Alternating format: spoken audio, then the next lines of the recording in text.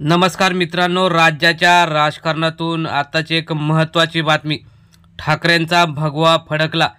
लोकसभेच्या यशानंतर विधानसभेत मात्र महाविकास आघाडीचा पराभव झाला होता. आता मात्र बॅलेट पेपरने झालेल्या या सर्वात मोठ्या निवडणुकीत ठाकरेंच्या शिलेदारांनी विजय मिळवून भाजप आणि शिंदेंचा सुपडा साफ केलेला आहे.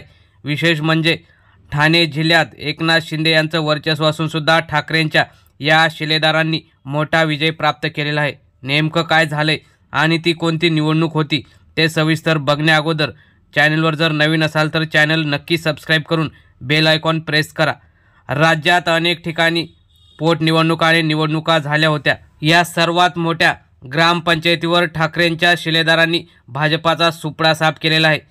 ठाणे जिल्ह्यातील शहापूर तालुक्यातील चेरेपोली बामणे या सर्वात मोठ्या ग्रामपंचायतीवर ठाकरेंचा भगवा फडकला आणि शिवसेना तालुका प्रमुख सुनील भेरे यांच्या नेतृत्वाखाली हा सर्वात मोठा विजय प्राप्त झाला.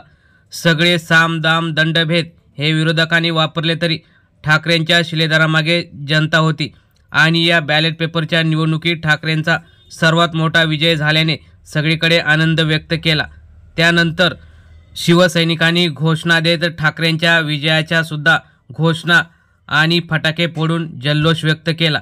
या झालेल्या निवडणुकीमध्ये भाजपासहित शिंदे गटाला सुद्धा सुपडा साफ झाल्याने परिसरात एकच चर्चा होती. आता येणाऱ्या जिल्हा परिषद असतील किंवा पंचायत समिती किंवा राज्यातील स्थानिक स्वराज्य संस्था महानगरपालिका निवडणुकीत सुद्धा ठाकरेंचे शिलेदार हे नक्कीच निवडून येतील असा शिवसैनिकांनी विश्वास व्यक्त केला.